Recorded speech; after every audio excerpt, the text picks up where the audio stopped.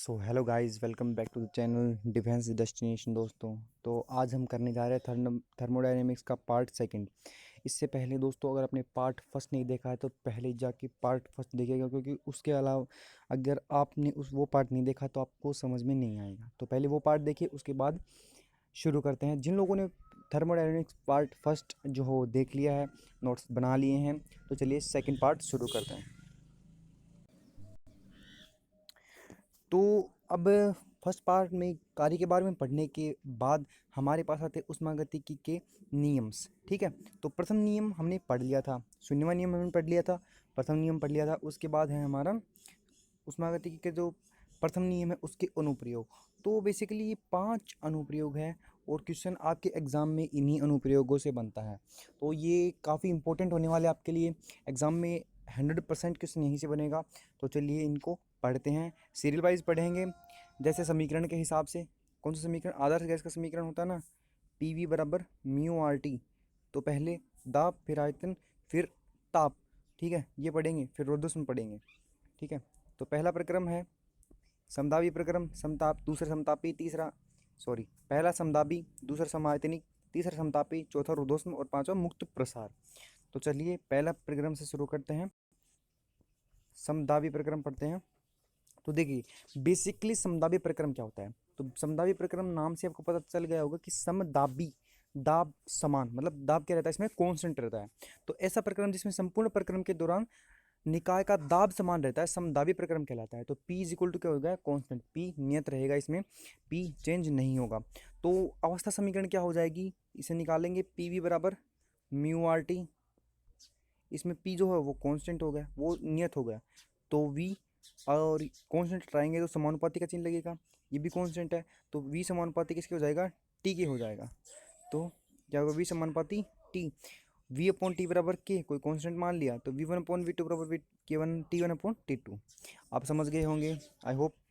तो नेक्स्ट बात करते हैं समदाबी प्रक्रम की विशिष्ट सीपी क्या होती है। देखो, आपको आपने मेयर सूत्र पढ़ा होगा, सीपी माइनस सीवी बराबर आर।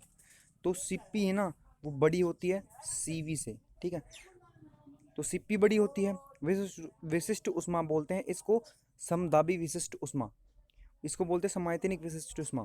ठीक है, तो ये बड़ी होती है इससे, तो ये बड़ी होती है, तो इसको आप याद कर लेंगे, क्योंकि इसका कॉन्सेप्ट जो है वो आगे जब हम चैप्टर पढ़ाएंगे अगला तो उसमें समझाएंगे। तो इसको आप सीधे याद कर लीजिएगा, ये बड़ी है इसलिए इसमें एक जुड़ेगा, सीवी जो आएगी उसमें एक नहीं जुड़ेगा, ये आर सीधा अंदर मल्टीप्लाई हो जाएगा, तो आप इसमें एक जुड़ जाएगा। ठीक है, तो अब सूचक जो है वो आरेख देखते हैं, ये इंपॉर्टेंट है, थोड़ा याद कर लीजिएगा। अब सूचक आरेख देखते हैं।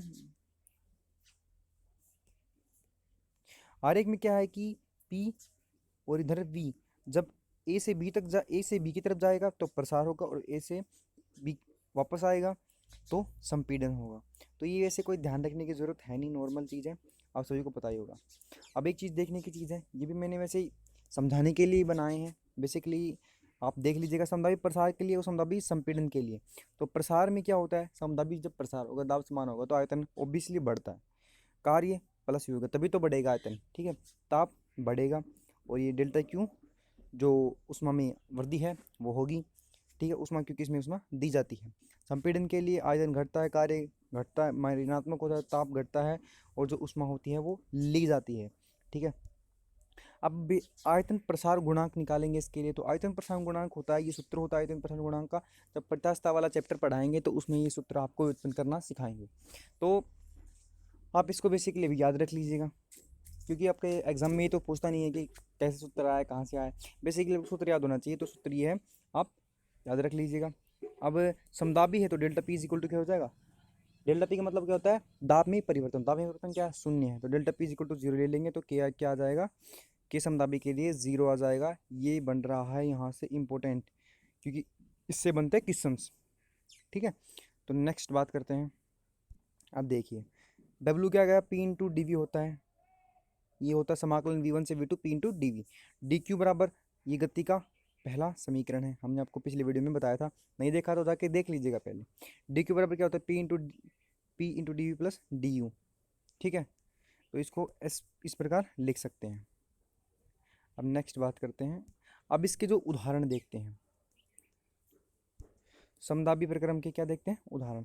तो जल का जमना और जल का उबलना क्या कहलाता है, समदाबी प्रक्रम, क्योंकि उसमें जो टेम्परेचर होता है ना, तो वो तो इंक्रीज करता है, जब हम जल को उबालते हैं टेम्परेचर इंक्रीज करता है, पर जो प्रेशर होता है वो कांस्टेंट होता है, दाब नहीं बदलता।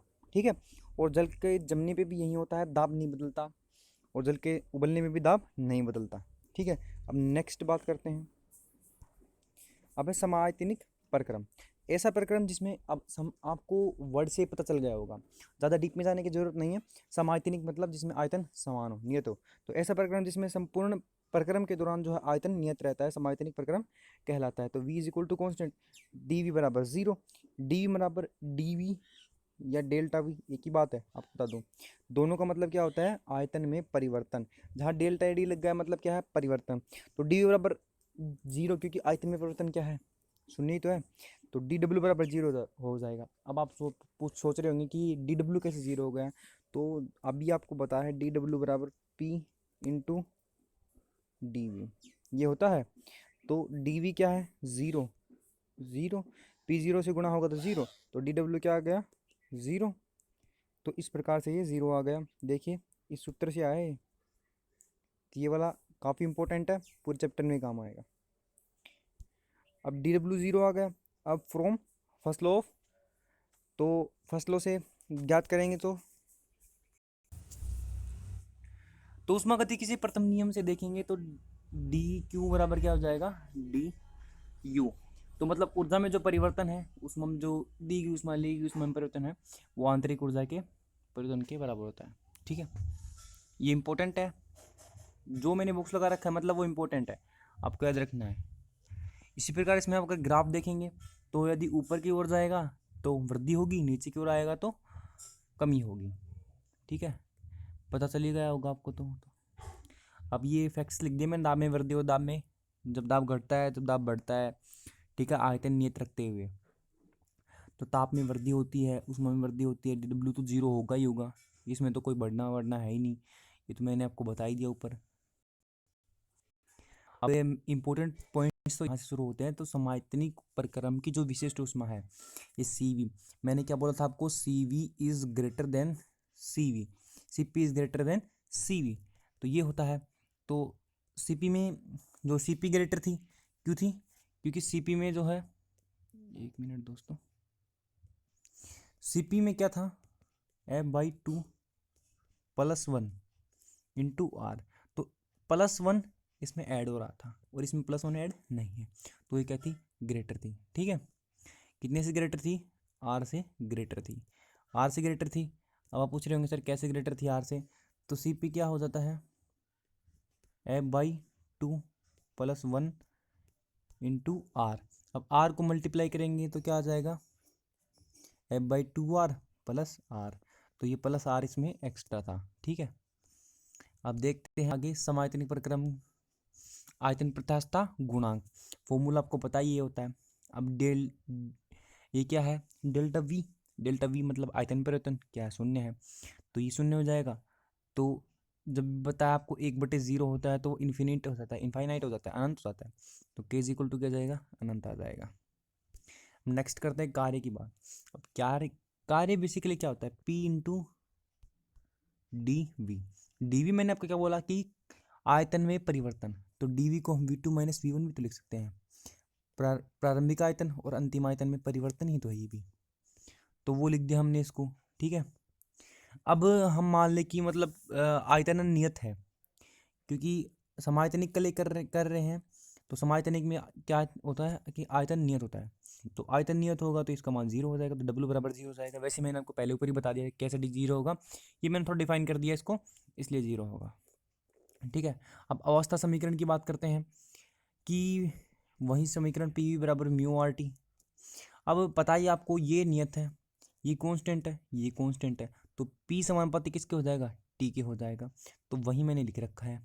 ठीक है, पी अपॉन टी बराबर नियत हो जाएगा, या कोई कांस्टेंट लगा सकते हैं, तो P one upon P two बराबर T one upon T two, ये आपको याद रखना है।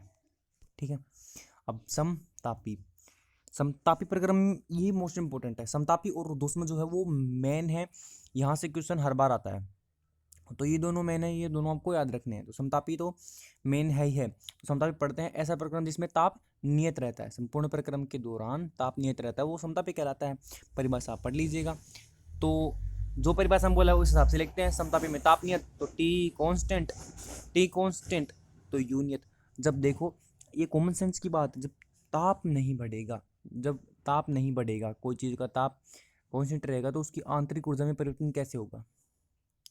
जब ना तो ताप वस्तु के अंदर जा रहा ना वस्तु से बाहर आ, तो इसके अंदर की जो ऊष्मा है, इसके अणुओं की जो ऊष्मा है, आंतरिक ऊर्जा है जो इसकी, उसमें परिवर्तन कैसे होगा? उसमें परिवर्तन हो ही नहीं सकता। तो नहीं होगा तो ये डी यू भी क्या हो जाएगा? कॉन्स्टेंट हो जाएगा। तो यू क्या हो जाएगा? यू भी नियत हो जाएगा। तो डी यू बराबर क्या हो जाएगा? 0 हो जाएगा। ठीक है, आई होप समझ गए होंगे। ये बहुत ही इंपॉर्टेंट है, आप इसको कन्फर्म याद रख लीजिएगा। इससे क्वेश्चन बनते हैं बहुत ज़्यादा क्वेश्चन बनते हैं, हम आगे करवाएंगे आपको क्वेश्चन। ठीक है, उसमें आपके बहुत काम आएंगी, तो आप इसको याद रख लीजिएगा। अब फ्रॉम फर्स्ट लॉ से क्या हो जाएगा? डी क्यू बराबर डी डब्ल्यू हो जाएगा, क्योंकि प्लस क्या होता है? डी यू, और इसका मान क्या है लिख दिया हमने यहाँ से 0। तो डी क्यू बराबर क्या हो जाएगा? D W. मतलब जो भी अगर ताप समान होगा तो जो भी ऊर्जा दी जाएगी वो संपूर्ण ऊर्जा कार्य में परिवर्तित हो जाती है, ये कथन है। ठीक है, तो अवस्था समीकरण जो है ना वो बोयल के नियम से दिया जाता है इसका, ये भी याद रखिएगा। बोयल के नियम से दिया जाता है इसका अवस्था समीकरण। अब आपको एक फैक्ट बता दूं, पीवीटी, ठीक है, पीवी बराबर म्यू आर टी, ये समीकरण होता है ना। तो अगर ये कांस्टेंट है, क्या कांस्टेंट है? पी कांस्टेंट है, तो चार्ल्स के नियम से आता है। मतलब समदाबी चार्ल्स के नियम से आता है अवस्था समीकरण। वी कांस्टेंट है तो गैलुशाक के नियम से दिया जाता है। ठीक है, मतलब समदाबी तो चार्ल्स के नियम से दिया गया था, समायतनिक ने गैलुशाक के नियम दिया गया था। और समतापी जो किसके नियम से दिया जा रहा है? समतापी दिया जा रहा है बोयल के नियम से दिया जा रहा है। ठीक है दोस्तों, तो बोयल के नियम से दे दिया गया। अब ये उसी समीकरण से आया है, पी बराबर म्यू आर टी वाले से। तो वी पी बराबर कॉन्स्टेंट, तो पी वन वी वन बराबर पी टू वी टू। ये इंपॉर्टेंट है, याद रखिएगा, न्यूमेरिकल्स में काम आते हैं बहुत ज़्यादा। प्रसार मैंने एक ग्राफ बना दिया है। वैसे आपको ग्राफ याद रखने की वैसे कोई खास ज़रूरत है नहीं, पर आप जो देखना चाहें वो देख सकते हैं। इधर दाब, आयतन, ठीक है, तो क्या हो रहा है? प्रसार हो रहा है। तो प्रसार होगा तो समझ गए आप। तो इसका सूचक आरेख है। अब इसमें इंपॉर्टेंट चीज़ क्या है? वो ये इंपॉर्टेंट है, ढाल या प्रवणता। तो ये जो भी वक्र आता है, ये वक्र आ गया तो इसका कुछ ना कुछ ढाल होगी, तो ढाल हमेशा निकालनी पड़ेगी। तो ढाल निकालेंगे तो d P upon D v बराबर, या इसको ऐसे बोलते हैं टेन थीटा बोल देंगे, तो माइनस का पी अपॉन वी। ये सीधा याद रख लेना, निकालने के वैसे आपको कोई नीड नहीं है, वो सीधा इसको याद रख लीजिएगा कि माइनस पी अपॉन वी होता है। ठीक है, अब क्या होता है अवस्था समीकरण से देखेंगे तो पी वी बराबर क्या होता है? कांस्टेंट होता है। अभी ऊपर ने हमने ऊपर लिखा है इसको, पी वी बराबर कांस्टेंट होता है। तो पी इंटू डी वी, अब क्या कर रहे हैं? इसका समाकलन कर रहे हैं, सॉरी, हाँ समाकलन कर रहे हैं इसका। तो पी वी डी वी, तो डी वी दोनों के साथ लग जाएगा पी इंटू डी वी और वी इंटू डी पी। ठीक है, सॉरी फ्रेंड, मैं थोड़ा गलत बोल रहा था। इसका क्या कर रहे हैं? इसका अवकलन कर रहे हैं यू इंटू वी वाले फॉर्मूले के साथ। तो यू इंटू वी वाले फॉर्मूले के साथ इसका अवकलन करते हैं तो ये आ जाता है पी इंटू डी वी, बस ये U V into D P. अब D P upon D V क्या होता है? इससे आ जाएगा माइनस का पी अपॉन वी, तो टेन थीटा बराबर माइनस का पी अपॉन वी। ये मैंने वैसे सिद्ध करके दिखाया है, वैसे कोई ज़रूरत है नहीं आपको इसे सिद्ध करने की, सीधा फॉर्मूला याद रख सकते हैं यहाँ से। ठीक है, अब मेन चीज़ तो यहाँ से शुरू होती है विशिष्ट ऊष्मा।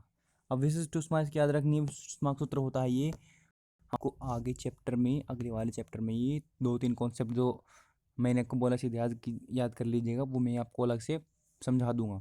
तो एस बराबर क्या होता है? Delta q upon m. Delta ये थीटा है, क्यू नहीं है, ये थीटा है।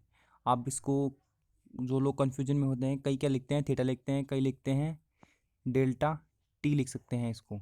ठीक है, इसको डेल्टा टी भी लिख सकते हैं। यहाँ पर ये क्या है, ताप है, ये ताप है, ठीक है, कंफ्यूज मत होइएगा, ये ताप है, ठीक है। तो इसमें हम समताप पढ़ रहे हैं तो ये नियत होगा, ये नियत होगा तो इसका मान चेंजमेंट में क्या आएगा, जीरो आएगा। तो 1/0 मैंने आपको बता दिया क्या होता है, इन्फिनिट होता है। तो एस इज इक्वल टू क्या आएगा, इसकी विशिष्ट ऊष्मा अनंत होती है। बहुत ही इंपॉर्टेंट बन रहा है कि समतापी प्रक्रम में विशिष्ट ऊष्मा अनंत होती है, समझ गए होंगे। अब इसके लिए कार्य का मान निकालते हैं, ठीक है। अब कार्य के लिए सबसे पहले आयतन प्रत्यास्थ गुणांक निकालते हैं, यही सूत्र होता है, ठीक है। और सीधा याद रखना है आपको, ये आया कैसे ये भी मैं आपको समझाऊंगा। ये इससे पहले वाले चैप्टर में रिलेट करने का, पर मैंने अभी तक वो चैप्टर नहीं करवाया, तो इसके लिए सॉरी है। पर ये आप यहाँ भी याद रखिएगा, अगले वाले चैप्टर में आपको समझा भी दूंगा कि किस प्रकार आया है, क्योंकि अभी समझाने लग गया है तो बहुत टाइम लगेगा और साथ में कॉपी पेन लेके बैठना पड़ेगा। तो ये आप याद रख लीजिएगा कि के समतापी के लिए पी होता है, ठीक है। ये चैप्टर पूरा करने के बाद पिछले वाला चैप्टर हम आपको करवा देंगे। और अब ये कोई झंझट आप देखो तो देख लेना, वरना कोई ज़रूरत नहीं इस चीज़ की, सिर्फ ये याद रखिएगा डब्ल्यू बराबर क्या होता है इसके लिए, आर टी लॉग V2/V1 या P1/P2। यहाँ पर P1/P2 के लिए मैंने लिख दिया है। अब जो है इसके लिए कुछ शर्तें होती हैं, ये शर्तों से क्वेश्चन आता है 2016 वाले एग्ज़ाम में, जो एयरफोर्स का हुआ था, एयरफोर्स का 2016 वाला एग्ज़ाम था। और एनडीए का जो शायद 13 वाला था या 14 वाला, कंफर्म मुझे याद नहीं, पर ये याद है कि इन दोनों शर्तों से जो है क्वेश्चन आए थे एक चैप्टर से। तो ये काफ़ी इंपॉर्टेंट बन जाती है आपके लिए। तो शर्तें पढ़ते हैं, देखिए क्या है। पहली शर्त क्या है कि पात्र की दीवार है वो पूर्णतः कुचालक पदार्थ की बनी होनी चाहिए। क्यों होनी चाहिए, अगर कुचालक नहीं सुचालक होगी तो ताप जो है वो स्थानांतरित हो जाएगा। तो पूर्णतः सुचालक होनी चाहिए, सॉरी, क्या सुचालक होनी चाहिए, क्योंकि हमें क्या करना है, समतापी है तो ताप को कांस्टेंट रखना है, लेकिन जो उष्मा है वो तो स्थानांतरित होगी ना। तो उष्मा किसके हिसाब से स्थानांतरित होगी, अगर दीवार ही कुचालक हो जाएगी, दीवार ही कुचालक हो जाएगी तो उष्मा का जो स्थानांतरण नहीं हो पाएगा। तो डी क्यू क्या हो जाएगा, जीरो हो जाएगा। तो डी क्यू जीरो थोड़ी ना करना है, तो इसलिए पूर्णतः सुचालक पदार्थ की बनी होनी चाहिए, ठीक है, जिससे निकाय परिवेश के साथ ऊष्मा का आदान प्रदान कर सके। ये मैंने आपको बता ही दिया, वही ये चीज़ ये, ठीक है। सेकंड क्या है, समतापी प्रसार या संपीड़न अत्यंत धीमी गति से होना चाहिए, जिससे परिवेश के साथ ऊष्मा का आदान प्रदान समय मिल सके। कहने का मतलब क्या कह रहा है ये, अब देखो एक चीज़ है जो हम रिलेट करेंगे, डी क्यू बराबर डी डब्ल्यू निकालते हैं, यहाँ से निकाला था हमने थोड़ी देर ऊपर पहले, ये निकाला था, क्योंकि डी यू का मान तो जीरो कर दिया था। तो उष्मा जो संपूर्ण उष्मा कार्य में परिवर्तित होनी चाहिए, इस प्रक्रम के हिसाब से संपूर्ण उष्मा कार्य में परिवर्तित होनी चाहिए। तो कार्य में कब परिवर्तित होगी, जब पूर्णतः सुचालक होगी, मतलब बिल्कुल भी उष्मा वेस्ट ना हो। अगर वेस्ट हो गई तो वेस्ट का मतलब क्या है कि डी यू में जुड़ेगी वो, तो डी यू तो हमारा जीरो है, तो हमें कुछ नहीं वेस्ट तो करना ही नहीं है बिल्कुल भी। तो वेस्ट नहीं करेंगे तो क्या, पूर्णतः सुचालक बनानी पड़ेगी, जिससे कि मतलब अदर ये 1% भी ग्रहण न करे, सीधी की सीधी बाहर परिवेश से अंदर ऐसे हैं। और क्या है कि इसमें जो धीमी गति से होना चाहिए, ताकि धीमी गति से होगा तो चीज़ें वेस्ट नहीं होगी, जो उष्मा है वो वेस्ट नहीं होगी। और यदि गति से होगा तो उष्मा जो है वो वेस्ट हो जाएगी, समय नहीं मिल पाएगा। तो इसलिए ये दोनों शर्तें आपके लिए इंपॉर्टेंट बन जाती हैं, ये क्वेश्चन में से आया हुआ है। तो बस दोस्तों आज के लिए इतना ही था। कल जो हो नेक्स्ट टॉपिक जो हमारा रुद्धोष्म प्रक्रम रह गया है, फिर मुक्त प्रसार रह गया है, वो करेंगे। तो होप सो गाइस वीडियो अच्छी लगी होगी, आपको समझ में आया होगा। जो चीज़ में आपको डाउट है आप वो कमेंट कर सकते हैं, ठीक है, मैं नेक्स्ट वीडियो में वो आपकी क्लियर कर दूंगा, ठीक है। तो वीडियो अच्छा लगा हो तो लाइक कीजिएगा, शेयर कीजिएगा, सब्सक्राइब ज़रूर कीजिएगा चैनल को, ताकि कुछ दिनों में हम लाइव क्लासेस लेने जा रहे हैं। थोड़ी लॉकडाउन की वजह से व्यवस्था नहीं हो पा रही, अगर लॉकडाउन हटेगा उसके बाद हम लाइव क्लासेस भी स्टार्ट कर देंगे, तो उसमें और बेटर आपको जो वो समझ में आएगा। तो आज के लिए बस इतना ही। जय हिंद, वंदे मातरम।